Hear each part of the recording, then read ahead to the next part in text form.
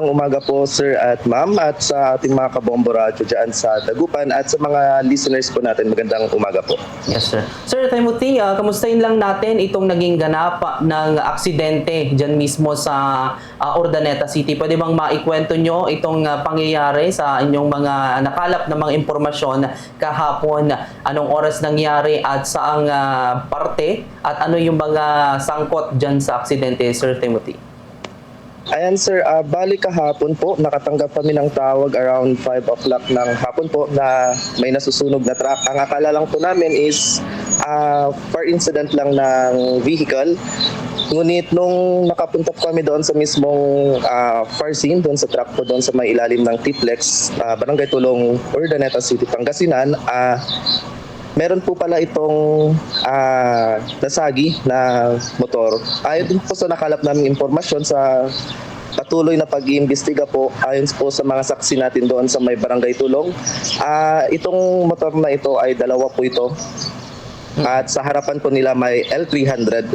Ngunit balak po sana nung dalawang motor na mag-overtake.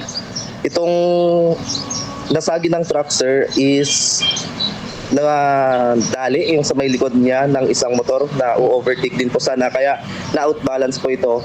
Ito po ay nagsanhi ng pag-outbalance nitong motor, kaya nakuha niya po yung lane ng truck.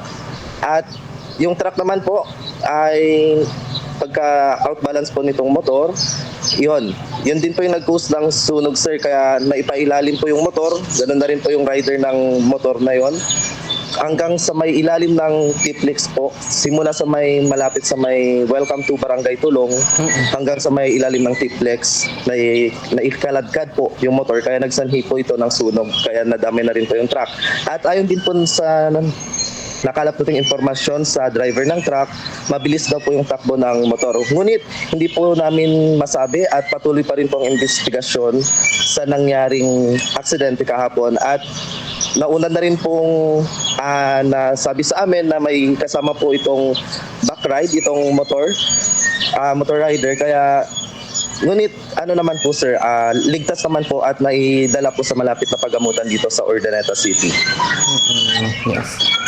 Yes, sir. Kusay natin, may mga iba pa po bang nadamay bukod sa dalawang vehicle na nasangkot po? Sa informasyon naman po wala na po, at sa mabilis po na responde ng ating BFP Urdaneta sa nangyaring aksidente po, ligtas naman po rin yung driver ng truck at kasama nito, at naapula rin po agad yung nangyaring sunog sa truck po natin, ma'am. Sir Timothy, nabanggit nyo dalawang motorsiklo ba itong nasagi ng truck or isang motorsiklo lang? At itong rider ng motor may angkas. Kamusta ngayon itong rider ng motor, sir? At ano yung nangyari sa kanya ngayon at itong angkas niya? Yes sir, bali dalawa po yung sir. Ngunit yung isang motor sir is ligtas naman po. Siya po yung nakasagi dito sa nadisgrasyang motor sir. Bali mag-overtake po sana silang dalawa, ngunit yung nasa likod po nitong motorsiklo na nasagi ng truck, ang nasagi yung sa may likuran po ng ating gulong. Kaya itong isang motorsiklo na po nadamay.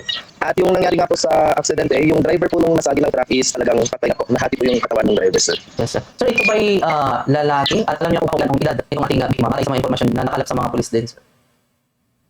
Bali, yung rider ng motorsiklo is lalaki, sir. Pero kahapon po kasi talagang hirapan po yung mga tumesponding kapulisan at EMS po natin. Ganun na rin po ang BFP Urdaneta dahil talagang totally masak na po yung katawan at hindi na po namin kayang yung kanyang pantalon sir, kasi sila na po talaga. At sana po makakatulong din po sana yung kanyang cellphone, ngunit ang kasamang palad nadamay din po na dulungan ng gulong ng truck sir, kaya totally wala na rin po. Tapos yung sa kasama niya pong backride na babae po, hindi pa po namin nakausap ng maayos dahil sa nangyari nga rin po, baka na-shock dito talaga.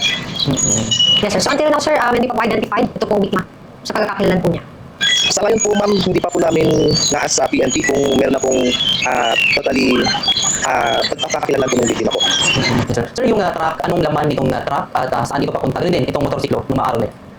Yung truck sir is naglalaman po siya ng mga bato.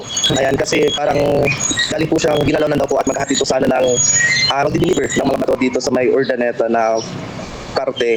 At itong motorsiklo naman po is ang way niya po ay papuntang Binalonan. Ayan. Pero sa impormasyon po, hindi pa po natin alam kung saan po talaga pupunta itong motorsiklo po.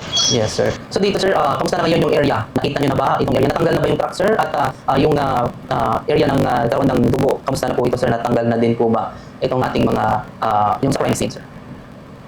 Ngayon po, okay naman na po yung pinangyarihan. Pero yung truck po is andon pa rin dahil sa patuloy na investigasyon, sir. Dahil, yun nga po, nadamay din po yung mga papel ng truck sa sunog. Kaya nahirapan din po silang alamin kung anong unit ito at kailan po yung registration, pag-register po nitong truck na ito.